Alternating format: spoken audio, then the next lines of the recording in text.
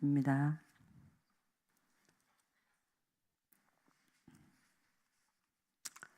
다 찾으셨으면 한 절씩 교독하고 마지막 절은 우리 함께 교독하기로 하도록 하겠습니다. 예수께서 와서 보시니 나사로가 무덤에 있은지 이미 나으리라.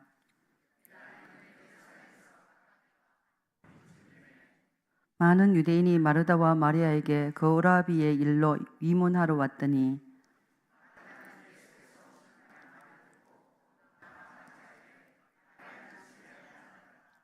마르다가 예수께 여짜오되 주께서 여기 계셨더라면 내 오라버니가 죽지 아니하였겠나이다.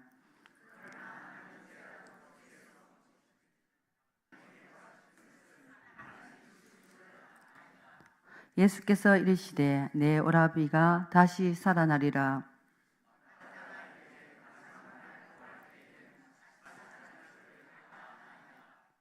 예수께서 이르시되 나는 부활이요 생명이니 나를 믿는 자는 죽어도 살겠고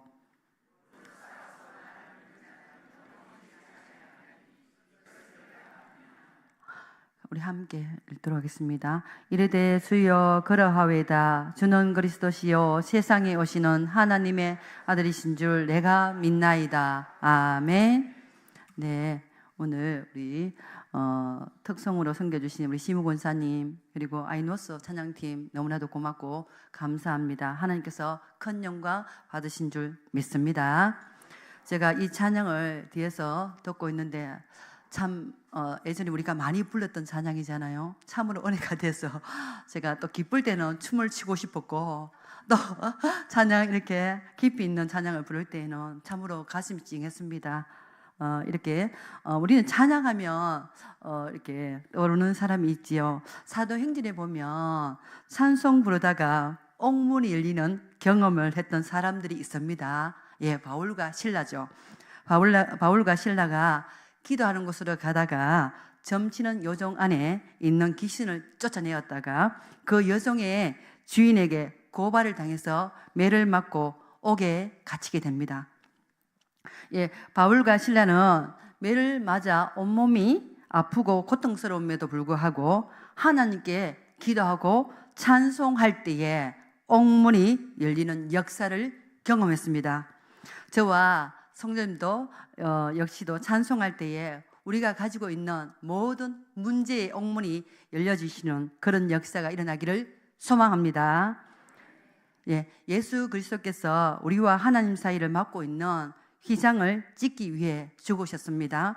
죄의 휘장을 예수님 이름으로 찢어버리고 지금 이 시간에 지성소로 들어가서 하나님의 임재를 경험하는 이 시간 되기를 바랍니다. 저는 오늘 나사로로 살아갑시다 라는 제목을 가지고 하나님의 말씀을 상고해 보도록 합니다. 예, 나사로의 이름의 뜻은 하나님은 나의 도움이시다. 이 본문 말씀에 나오는 베다니에는 오라버니 나사로, 여동생 마르다와 마리아가 살고 있었습니다. 베다니라는 동네의 이름의 뜻은 괴로움, 가난한 자의 집이라는 뜻을 가지고 있는데요. 베다니에는 가난한 사람들의 집성처를 이루고 있습니다. 재정 문제, 가정 문제, 각가지 모든 문제가 있었겠지만 그런데 나사로만 이렇게 기적을 체험합니다. 예루살렘에서 베다니까지는 오리, 그러니까 한 3km 정도 된다고 합니다. 예수께서 예루살렘에 오셨다가 나사로의 집에 자주 왔다 갔다가 하셨던 것으로 볼 수가 있는데 예수께서 지상에 계실 때에 가장 많이 방문한 집이 그 가정인 것 같습니다. 부모를 일찍 여의고 세 남매만 살아가는 그들을 예수님이 많이 사랑해 주셨습니다. 그 가정은 가난한 집이었지만 예수님을 극진히 대접했던 것 같습니다. 오늘의 사건은 예수님 공생의 사역 때에 일어났던 사건 중에 하나인데 그런데 이 가정에 문제가 생겼습니다. 그 가정에 대들보였던 오빠 나사로가 죽을 병에 걸렸습니다. 부모님을 일찍 여의고 오라버니를 믿고 의지하며 살았던 여동생들은 얼마나 애가 탔을까요? 그죠? 오빠마저 병들어 누웠으니 너무나도 괴로웠을 것 같습니다. 그래서 빨리 예수님을 모셔와야지 우리 오빠가 낫겠다 하고 마르다와 마리아가 주님께 사람을 보내어 사랑하시는 자가 병들었나이다 와서 오라버니 좀 고쳐주세요 라고 합니다. 그 말 듣고 예수님은 일부러 며칠 더 지체합니다. 자, 우리 읽지는 않았지만 11장 4절 말씀에 우리 한번 읽어볼까요? 예수께서 들으시고 이르시되 이 병은 죽을 병이 아니라 하나님의 영광을 위함이요 하나님의 아들이 이로 말미암아 영광을 받게 함이라 하시더라. 아멘. 예수님이 사랑했던 나사로인데 부탁을 받고도 바로 가시지를 않습니다. 여기서 예화 하나를 듣고 말씀을 이어가도록 하겠습니다. 어떤 어촌 마을에 예수님을 잘 믿는 가정이 있었습니다. 동네에 소문이 날 만큼 아주 신실한 가정이었어요. 그 남편은 선장인데 동네 사람들과 함께 고기를 잡으러 갑니다. 고기를 잡으러 갔는데 돌아올 시간이 지났는데도 오질 않는 거예요. 마을 사람들이 바닷가에 나와서 발을 동동 굴리며 있습니다. 아무리 기다려도 오지를 않습니다. 이제 설상가성으로 그 집에 아이가 놀다가 촛불을 넘어지면서 그만 불이 나버린 거예요. 불길이 솟아오릅니다. 남편은 돌아오지 않고 집은 불타버리고 사람들을 이야기합니다. 야, 저 집 망했다. 망해서 어떡하노? 남편도 오지 않고 어쩌노? 이렇게 이야기를 합니다. 그런데 새벽녘이 되었는데 저 멀리서 배가 한 채 들어옵니다. 보니까 만선을 이루고 오고 있는 거예요. 그 폭풍 속에서 집을 찾아온 거예요. 사람들이 묻습니다. 그 폭풍 속에서 어떻게 집으로 이렇게 찾아올 수 있었냐고 묻습니다. 고기는 많이 잡았는데 폭풍이 쳐서 앞뒤 분간이 안 됩니다. 그런데 불길이 하나 치솟아 올라서 그 불길을 따라서 마을이 있을 것이라 생각하고 왔다고 합니다. 와서 보니까 자신의 동네라고 하더랍니다. 여러분, 그렇습니다. 이 불길을 보고 이렇게 찾아왔는데 사람들은 한호성을 지릅니다. 우리는 이것을 어떻게 해석해야 할까요? 그렇습니다. 우리는 인생을 살다 보면 내가 생각지도 못한 일을 우리가 겪을 때가 많이 있습니다. 하나님께서는 절망으로 끝내기 위하여 이런 일을 우리에게 겪게 하시는 것이 아닙니다. 저 역시도 어떤 일을 만날 때가 너무 많이 있는데요. 왜 이런 일을 내가 겪지? 너무 속상해. 뭐 이런 욕도 하고 쉬운 자리는 안 합니다. 욕을 좀 합니다. 제가 하면서 그래서 너무 속상해서. 그런데 제가요, 그 일을 너무 속상하지만 근데 이렇게 지나고 가더라고요. 지나다 보니까 어떤 일이 일어났냐 하면 하나님께는 그 절망이 하나님께 영광 돌리게 되고요, 저에게는 믿음을 자라는 계기가 되더라고요. 성도님들, 우리 절망할 필요 없습니다. 우리는 믿음을 자라게 하시는 그 하나님이 우리와 함께 하십니다. 믿으시기를 소망합니다.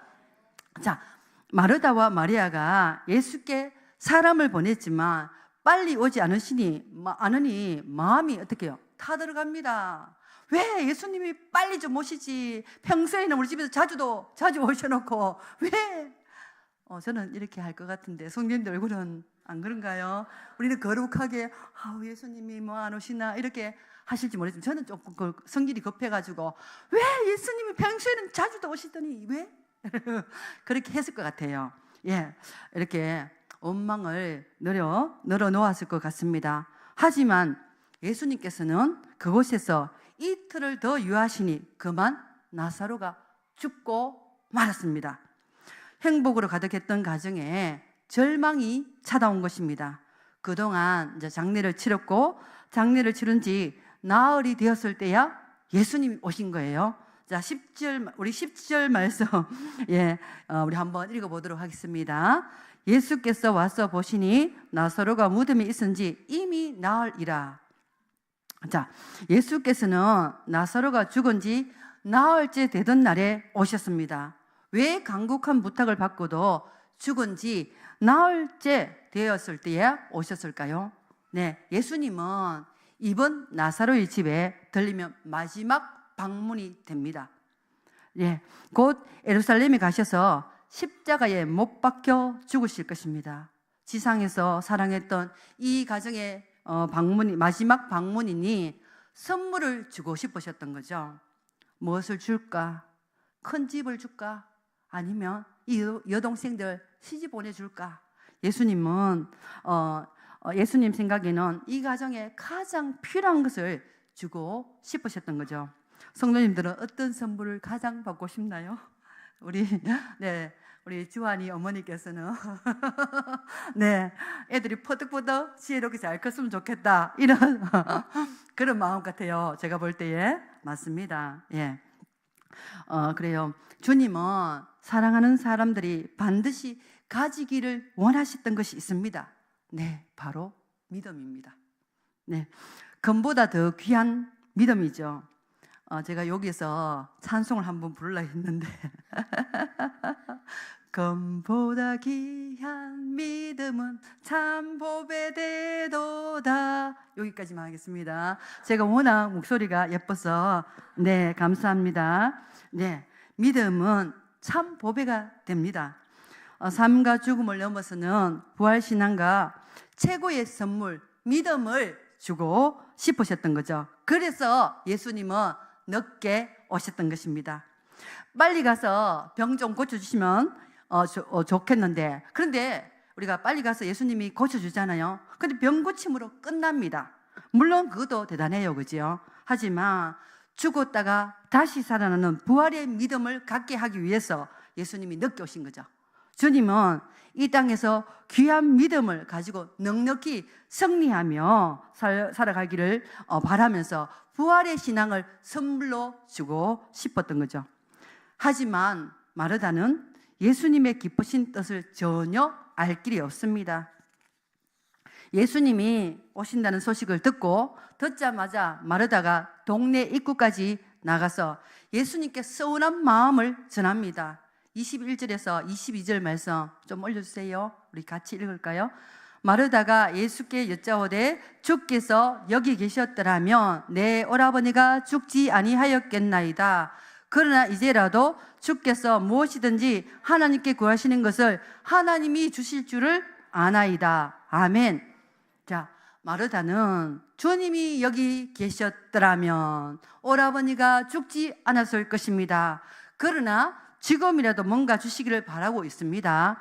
뭔가 구하고 있는데 그 구하고 있는 것을 무엇인지를 말을 하지 않아도 알 수가 있죠, 그죠? 오빠 살아나는 거, 그것이 아니겠습니까? 그러나 그런 일을 바랄 수는 없다고 생각합니다. 마르다는 예수님이 여기 계셨더라면 살 수 있었다는 거예요. 그러나 지금은 죽은 지 나흘이 되었다는 것입니다.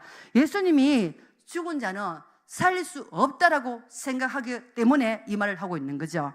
자, 이런 마르다를 보면서 예수님이 하신 말씀 23절에서 24절 말씀 우리가 같이 한번 읽어보도록 하겠습니다. 예수께서 이르시되 내 오라비가 다시 살아나리라. 마르다가 이르되 마지막 날 부활 때는 다시 살아날 줄을 내가 아나이다. 아멘. 자, 예수께서 마르다에게 죽은 것이 아니라 살아난다라고 하시니 마르다는 이렇게 말합니다. 네, 주님 압니다. 주님 부활의 날에 다시 살 줄을 내가 믿습니다 라고 말을 하고 있지만 오빠의 죽음 앞에서는 그런 말들이 전혀 도움이 안 됩니다. 마르다는 믿음이 좋아 보입니다. 그런데 그는 지금 현재의 믿음이 없습니다.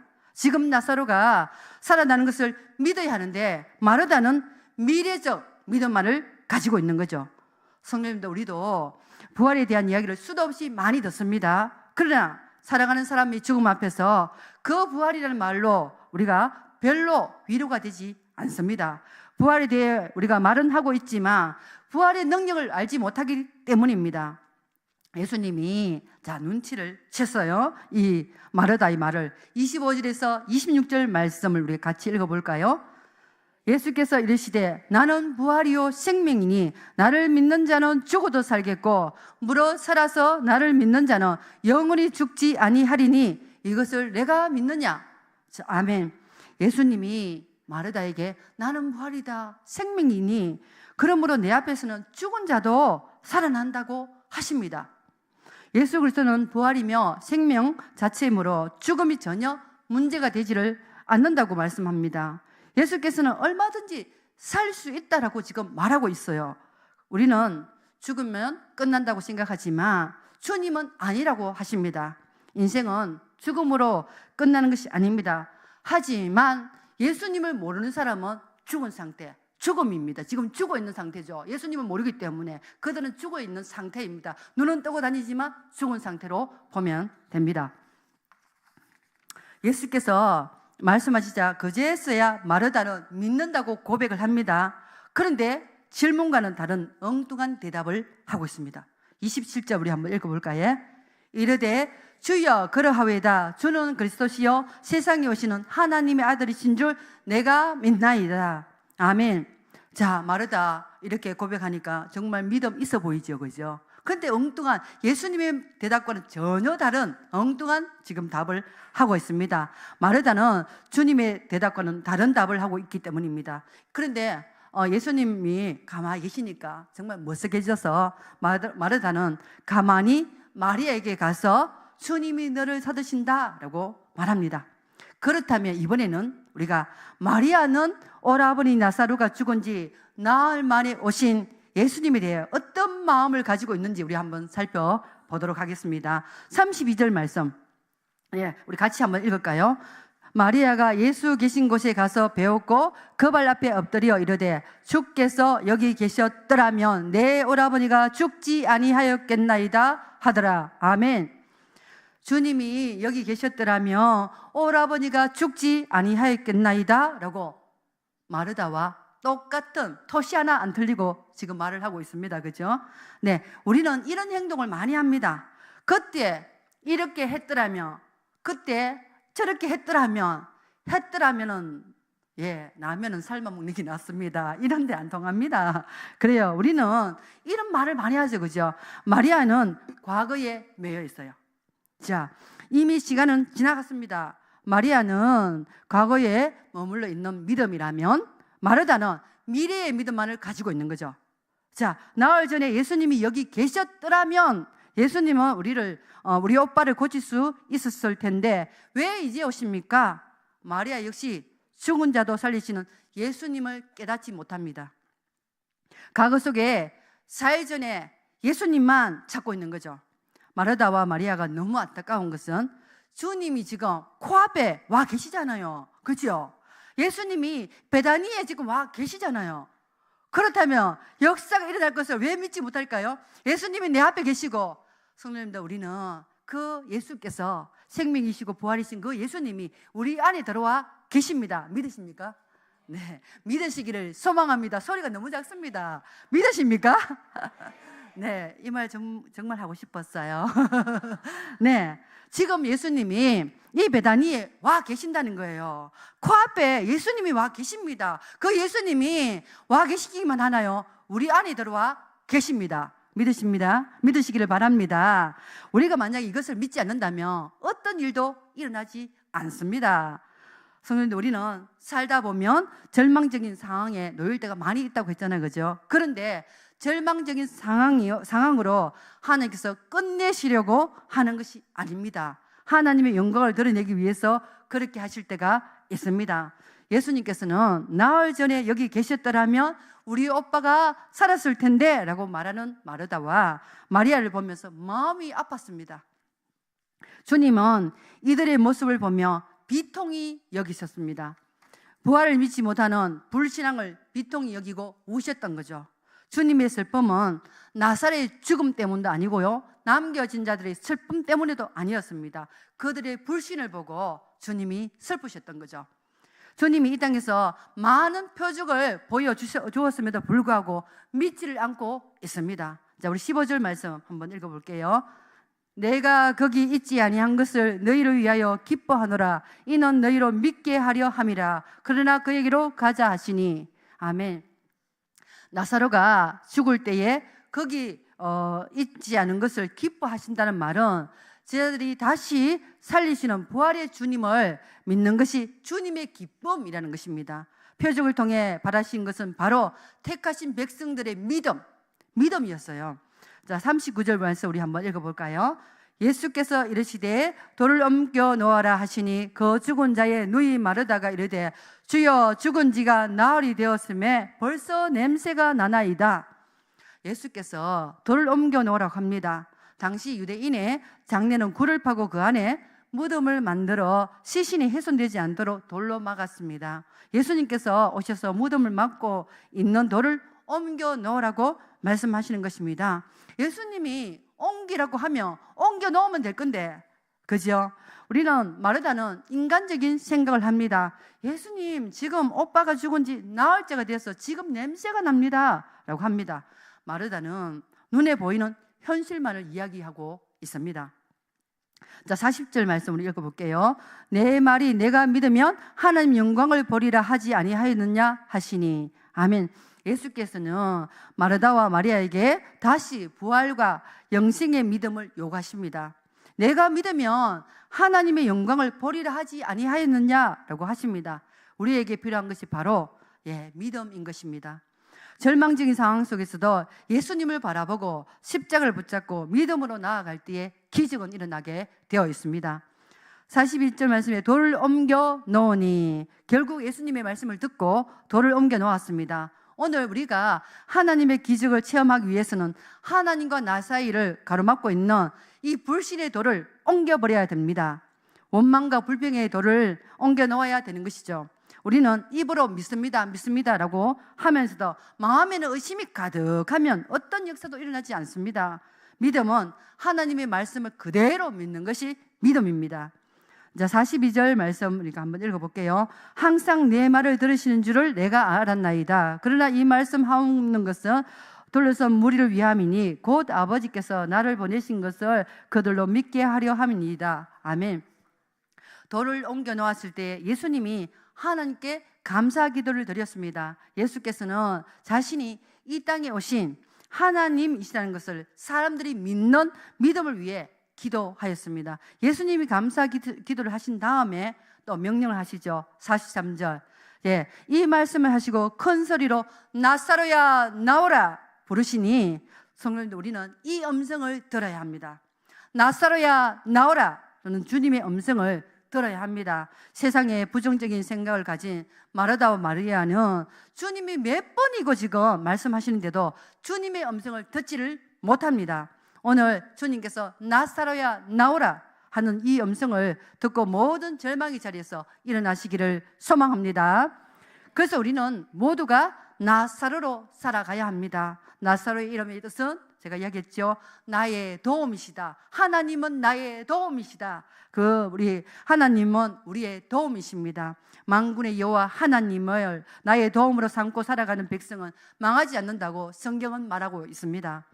주님의 음성을 듣는 자는 주저하지 않습니다. 모든 곳에서 일어날 때에 기적이 일어납니다.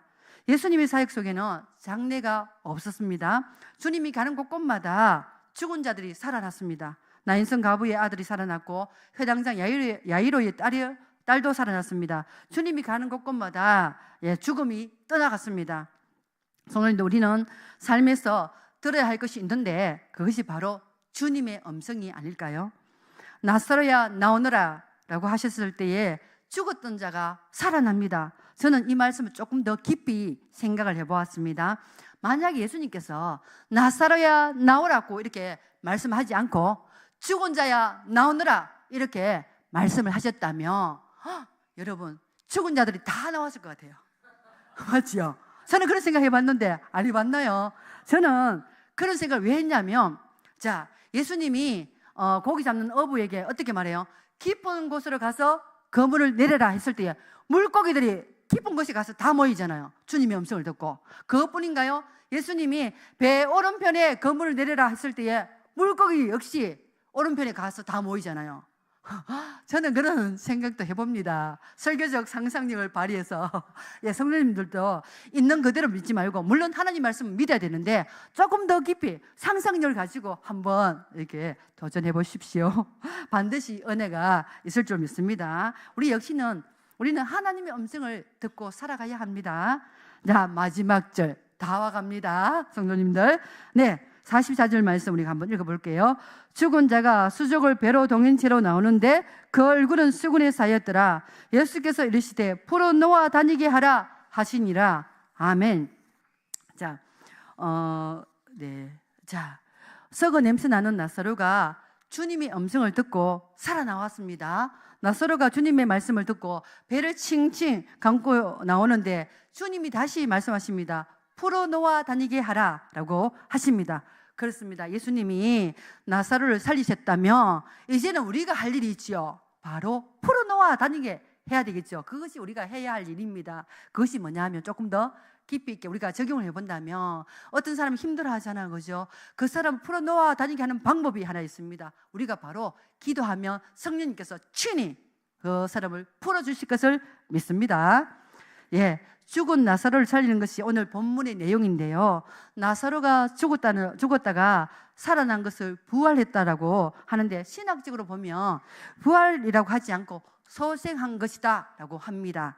예, 성경에는 죽었다가 살아난 사람들이 많이 있는데 그것을 소생이라고 합니다. 소생과 부활은 어떻게 다르냐 하면 죽었다가 살아나는 것은 똑같은데 소생은 죽었을 때의 모습으로 복원되는 거. 그러니까 60살에 만약에 내가 죽었잖아요. 그러니까 60살의 모습으로 이렇게 살아나서 똑같이 이렇게 살아나서 조금 살다가 정말 자기의 죽음, 자기의 기한이 되어서 죽는 것은 소생. 그렇다면 자, 부활은 다시 살아나는 것인데 영광스러운 모습으로 바뀌는 것이랍니다. 그 몸은 절대 죽지 않는 몸, 영원한 몸이 되는 것입니다. 이것이 부활입니다. 그래서 성경에는 소생한 사람들은 많지만 진정한 부활은 예수 그리스도 한 분뿐입니다. 네, 믿으시기를 소망합니다. 예, 결론을 맺겠습니다. 예, 성도님들 모두 나사로로 살아가시기를 소망합니다.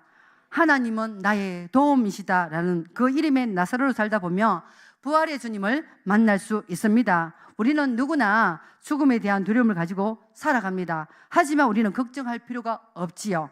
부활이요 생명이신 예수님이 우리의 구원자가 되어주시니 죽어도 살겠고 영원히 죽지 아니한다고 성경은 말씀하고 있습니다. 이 말씀 꼭 붙들고 우리가 승리하며 한 주간도 살아가시기를 소망합니다. 기도드리겠습니다. 사랑의 하나님 아버지, 오늘 귀한 말씀을 들었습니다. 하나님은 나의 도움이시다의 나사로로 살아가게 하시고 무엇보다도 주님은 부활이시고 생명이 되신다는 것을 머리로만 아는 신앙이 아니라 부활의 신앙을 뜨겁게 믿으며 기억하며 영원한 부활을 소망하며 살아가는 저희들 될 수 있도록 인도하여 주시옵소서. 모든 말씀 그렇게